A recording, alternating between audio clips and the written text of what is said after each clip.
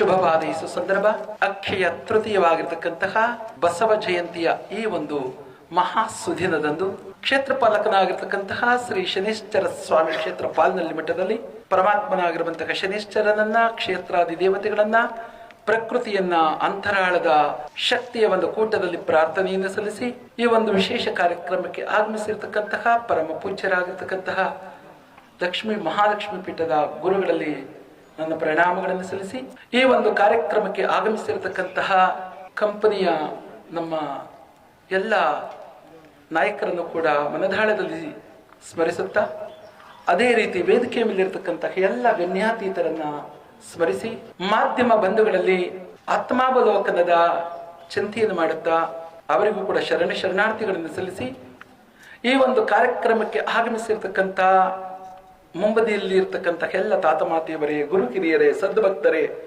ಎಲ್ಲ ಅಧಿಕಾರಿ ವರ್ಗದವರೇ, ಎಲ್ಲ ಸಹೃದಯ ಪಾಲ್ನಳ್ಳಿ ಮಠದ ಭಕ್ತವೃಂದದವರೇ, ಈ ಒಂದು ವಿಶೇಷ ಕಾರ್ಯಕ್ರಮ ಇವತ್ತು ನಾವು ಹಮ್ಮಿಕೊಂಡಿರ್ತಕ್ಕಂಥದ್ದು ಮುಖ್ಯವಾಗಿ ಈ ಜಾಗವನ್ನು ನಡೆದು ಬಂದ ದಾರಿ, ಇಲ್ಲಿನವರೆಗೂ ಏನಾಗಿದೆ, ಮುಂದೆ ಏನಾಗಬೇಕಾಗಿದೆ ಎನ್ನುವಂತಕ್ಕದನ್ನ ಸಂಕಲ್ಪದ ಸ್ಥಿತಿಯ ಭಾವಕ್ಯದ ಪರಿಪೂರ್ಣದ ಅರ್ಥಪೂರ್ಣವಾಗಿರ್ತಕ್ಕಂಥ ಸುದಿನವಾಗಿರ್ತಕ್ಕಂಥ ಈ ಸುಸಂದರ್ಭದಲ್ಲಿ 1995ರಿಂದ ಒಂದು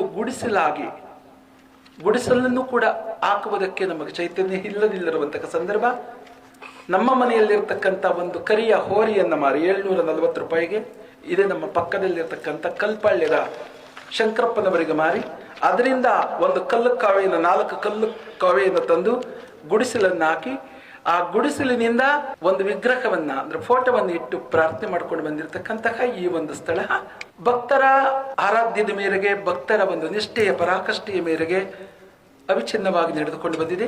ಇಲ್ಲಿನವರೆಗೂ ಕೂಡ ಅನೇಕ ಕೈಂಕರ್ಯಗಳು ಕೂಡ ಈ ಮಠದ ವತಿಯಿಂದ ನಡೆದಿದೆ.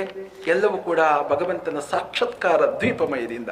ಈಗ ಪ್ರಥಮದಲ್ಲಿ ಈಗ ಮುಂದೆ ಇರ್ತಕ್ಕಂಥದ್ದು ಏನಂದ್ರೆ ಶಿಕ್ಷಣದ ಬಗ್ಗೆ. ಈಗಾಗಲೇ ಮಠದ ವತಿಯಿಂದ 2011ನೇ ಇಸ್ವಿಯಿಂದಲೂ ಕೂಡ ಶಿಕ್ಷಣವನ್ನು ಕೂಡ ಕೊಟ್ಟುಕೊಂಡು ಬಂದಿದೆ. ಅದೇ ರೀತಿ ಕಲೆಗೆ ಪ್ರೋತ್ಸಾಹವನ್ನು ಕೊಟ್ಟಿದೆ.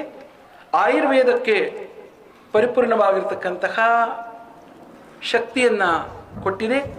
ಆಯುರ್ವೇದದಲ್ಲಿ ಅನೇಕ ರೋಗ ರುಜಿನಗಳನ್ನು ಪಾರಂಪರಿಕ ವೈದ್ಯ ಪರಿಷತ್ತಿನಿಂದ ಮತ್ತು ಸಿದ್ಧ ಆಯುರ್ವೇದಗಳಿಂದ ಅನೇಕ ಗುರು ಹಿರಿಯರು ಹಾಕಿಕೊಟ್ಟಂತಹ ಚೌಕಟ್ಟಿನಿಂದ ನಾವೆಲ್ಲರೂ ಕೂಡ ನಡೆದುಕೊಂಡು ಬಂದಿದೆ.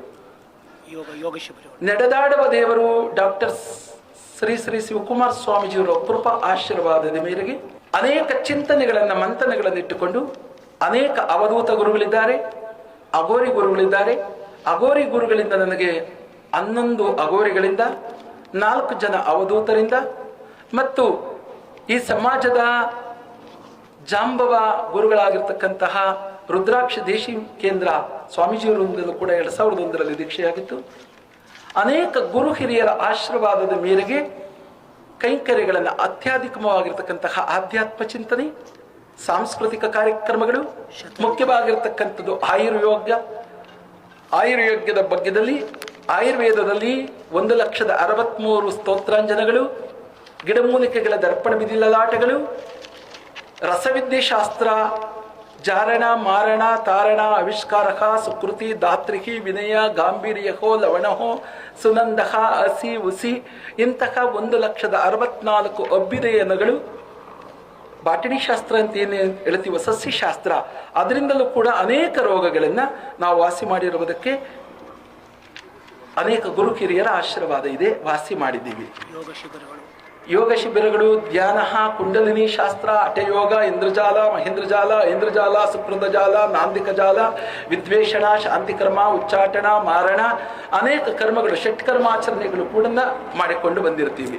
ವೇದಗಳಲ್ಲಿ ಋಗ್ವೇದ, ಯಾಜುರ್ವೇದ, ಸಾಮರವೇದ, ಅಥರ್ವರ್ಣ ವೇದಗಳ ಪದ್ಧತಿಗಳ ತಳಪಾಯವನ್ನು ಕೂಡ ನಮ್ಮ ಭಾರತೀಯ ಸನಾತನ ಪರಂಪರೆಯ ಅಚ್ಚುಗಟ್ಟಿನ ವ್ಯಾಖ್ಯಾನದ ಮಂದಿರದಲ್ಲಿ ಹಾಕಿಕೊಟ್ಟಂತಹ ಅಭ್ಯುದಯ ಸನಾತನ ಶಾಸ್ತ್ರ ವಿಚಾರದ ತತ್ವ ಸಿಂಧೂರಗಳ ತತ್ವ ಮಹಿಮೆಗಳಲ್ಲಿ ಸಾರಿದ್ದೀವಿ. ಈಗ ಬಹಳ ಮುಖ್ಯವಾಗಿರ್ತಕ್ಕಂಥದ್ದು ಅಮೃತ ಸಿಂಚನ ಎಂಬತಕ್ಕಂತಹ